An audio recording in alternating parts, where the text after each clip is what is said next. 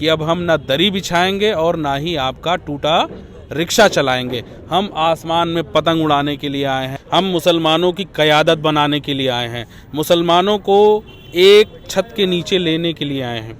मैं non Muslim इसलिए कहता हूँ क्योंकि हिंदू शब्द मुझे लगता है कि एक्सेप्टेबल नहीं है, कि अखलाक को मारा गया, कासिम को मारा गया, तबरेज़ को मारा गया। ठीक है, जो कांग्रेसी ब्राह्मण हैं उन्होंने बाबा साहब भीमराव अंबेडकर को भारतीय संविधान में जाने से रोका।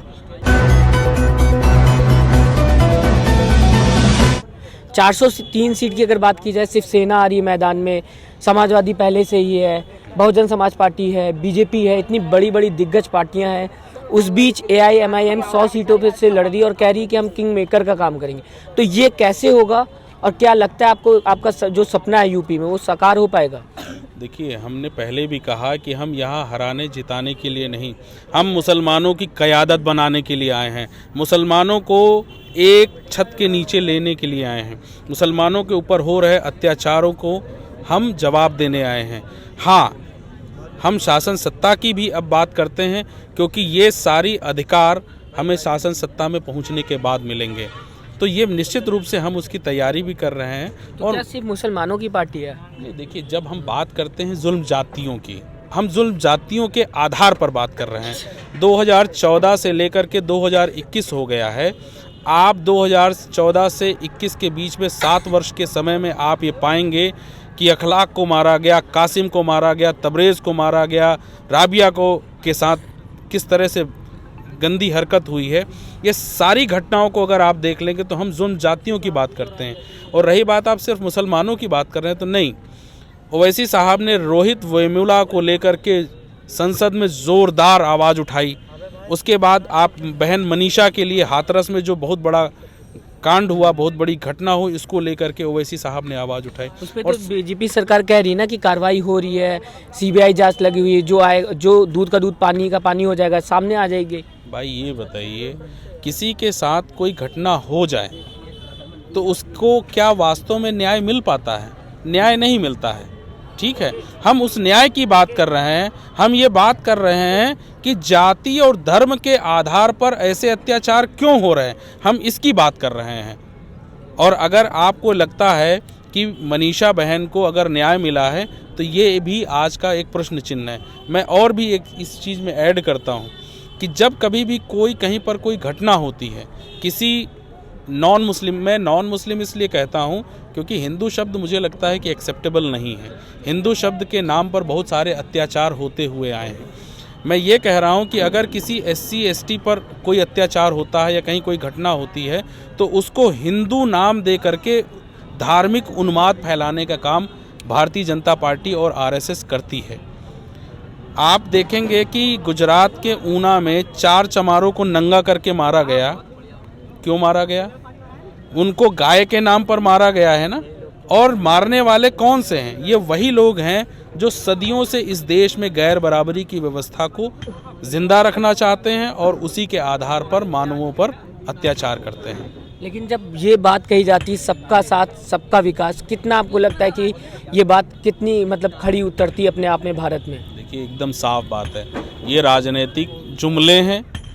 ठीक है, इनका कोई जो है आधार नहीं होता है। ठीक है, जब सबका साथ सबका विकास की बात करते हैं तो 2014 में एक भी मुसलमानों को इन्होंने जो है लोकसभा में सीट नहीं दी।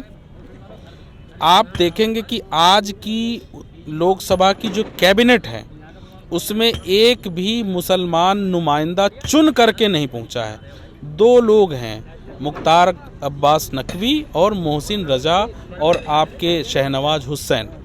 ये तीनों लोग ऐसे हैं जो जनता के द्वारा चुने गए नहीं हैं। भारतीय जनता पार्टी के द्वारा कठपुतली के रूप में इनको बिठाया गया है। मोहसिन रजा क्या उत्तर प्रदेश में किसी भी सीट से चुन करके आए हैं? क्या नहीं आए हैं ना। 325 सीटों पर अधिकार तो दे रही है ना। कैसे अधिकार दिए गए? वो तो भारतीय जनता पार्टी के हैं ना। वो तो बोलते हैं कि हाँ मैं भारतीय जनता पार्टी के लिए स्टैंड लेता हूँ, और मुस्लिम भी बोलते हैं अपने आप को। मोहसिन रजा ने कब मुसलमानों के लिए आवाज़ उठाई है? आप जरा देखिए जा करके। आप देखेंगे तो किसी भी तरह से कोई भी जो घटना हुई है मोहसिन रजा साहब ने कभी कोई आवाज़ नहीं उठाई है। तो मैं उनको जो है ना मुसलमान नहीं मानता हूँ।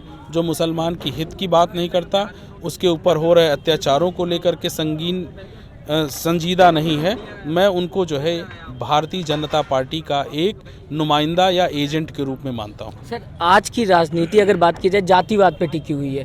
कहीं ना कहीं बीजेपी भी हिंदुत्व की बात करती रहती है, बहुजन की बात होती है, मुस्लिम की बात होती है, लेकिन सेकुलर जो शब्द था कॉन्स्टिट्यूशन की अगर बात करें, उसका वो जो शब्द था वो कहाँ गया आज के देश में?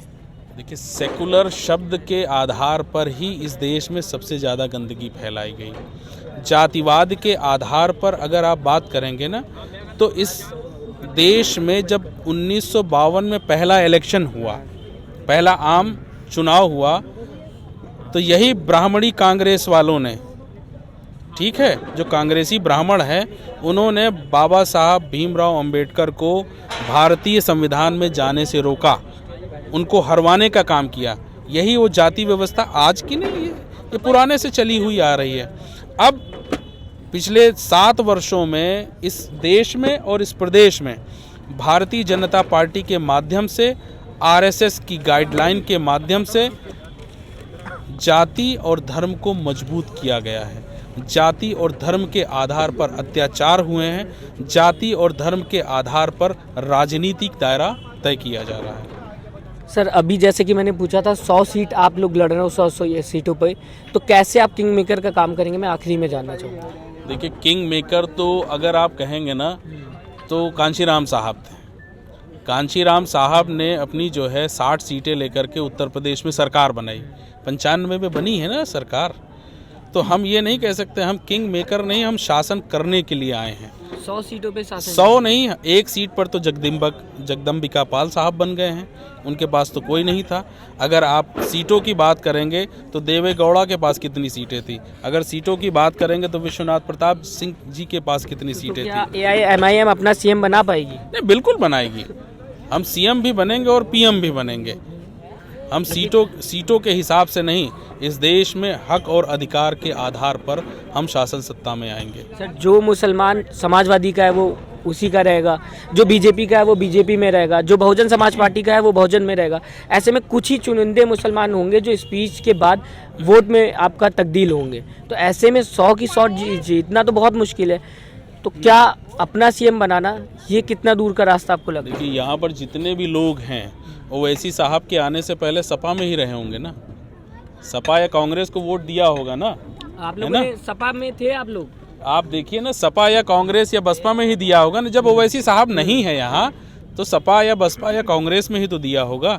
तो आप ये देखिए कि आज जन सैलाब उमड़ा है।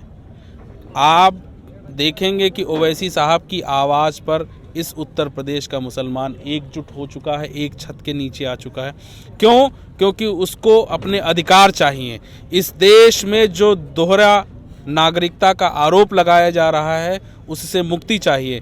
इस देश में भारतीय संविधान पूरी तरह से लागू हो, हमें शिक्षा मिले, हमें रोज़गार मिले, हमारे लिए अच्छा स्वास्थ्य हो, इसको वो जान चुका है और ओवैसी साहब के साथ खड़ा है। और अखिलेश जी और सपा के साथ वो बिल्कुल अलग हो चुका है और ये बता चुका है कि अब हम ना दरी बिछाएंगे और ना ही आपका टूटा रिक्शा चलाएंगे। हम आसमान में पतंग उड़ाने के लिए आए हैं और पूरे आसमान को हम हरे रंग से भरने के लिए आए हैं। उम्मीद है, माना जाए उम्मीद? नहीं, बिल्कुल उम्मीद है। उम्मीद पर तो दुनिया कायम है और हम भी कायम है। सपा से अगर जुड़ना हुआ तो क्या करेंगे आप? सपा से तो हम आज भी कह रहे हैं, अगर भारतीय जनता पार्टी को इस प्रदेश से हराना है तो बिना AIMIM के सहयोग से आप भारतीय जनता पार्टी को नहीं हरा सकते। हम आज भी अपने हाथ खोले हुए हैं। जिस दिन सपा चाहेगी हम लोग गठबंधन करने के लिए तैयार हैं। बहुत बहुत शुक्रिया हमसे बात करने के लिए। तो आपने सुना कि अभी हमने जिस तरीके से बात की यूपी चुनाव को लेकर, लगता तो यही है कहीं ना कहीं AIMIM जो है वो फिलहाल काफ़ी हद तक सीटें लाएगी और किंग मेकर का काम करेगी। अभी हमारे सामने ये भी बात हुई कि सपा अगर हाथ फैलाती है और सपा आगे से हाथ बढ़ा के ये कहती कि हम गठबंधन करना चाहते हैं, तो वो गठबंधन भी AIMIM की तरफ से खुला हुआ है कि आप कर सकते हैं। फिलहाल अब देखने वाली बात ये होगी कि उत्तर प्रदेश में इस बार किसकी सरकार आएगी, क्योंकि ये चुनाव बहुत अहम है। 2024 के चुनाव पे ये ज़रूर असर डालेगा। आप हमें कमेंट करके ज़रूर बताइएगा आपको क्या लगता है 2022 में उत्तर प्रदेश में किसकी सरकार आएगी और क्यों आएगी। आपका कमेंट हमारे लिए बहुत महत्वपूर्ण है। नमस्कार। चैनल को लाइक, शेयर एंड सब्सक्राइब करें और बेल आइकन दबाना ना भूलें।